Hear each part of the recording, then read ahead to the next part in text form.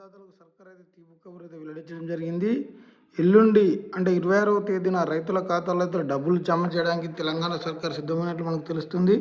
అయితే దానికి సంబంధించినటువంటి వివరాలు తెలుసుకునే ప్రయత్నం అయితే చేద్దాం. ఇక వీడియో విషయానికి వచ్చినట్లయితే తెలంగాణ రైతులు కళ్ళు కాయలు కాసేలా ఎదురు చూస్తున్నటువంటి రైతు భరోసా పథకంకు అమలు చేయడానికి రేవంత్ సర్కార్ అయితే జనవరి 26న ముహూర్తం ఖరారు చేసిన విషయం అయితే తెలిసిందే. అదేవిధంగా ఈ పథకం అమలుకు సంబంధించినటువంటి మార్గదర్శకాలను ప్రభుత్వం అయితే ఈ నెల 12వ తేదీన విడుదల చేసింది. ఈ నేపథ్యంలో రాష్ట్ర వ్యాప్తంగా రైతు భరోసాను పక్కగా అమలు చేసేందుకు సర్కార్ అయితే ప్రణాళికలను రూపొందించింది. వర్షాకాలంలో సాగైన భూమి వివరాలను వ్యవసాయ శాఖ నుంచి ప్రభుత్వం అయితే తెప్పించుకుంది. దాదాపు 1,49,00,000 ఎకరాల్లో పంటలు సాగైనట్లు వ్యవసాయ శాఖ అధికారులు అయితే సర్కార్కు నివేదికను అందజేసినట్లు మనకు తెలుస్తుంది.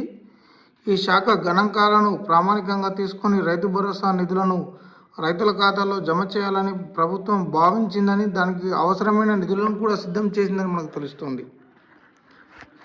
అదేవిధంగా సాగుకు యోగ్యమైన భూమి కాకుండా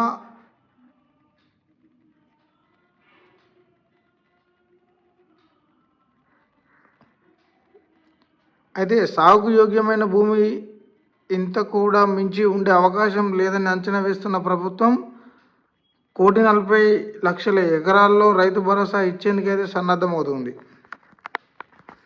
దాదాపు 3 లక్షల ఎకరాలకు పైగా భూములు సాగుకు యోగ్యం కావని తేల్చిన అధికారులు అయితే వాటి సర్వే నెంబర్లను కూడా బ్లాక్ చేశారు.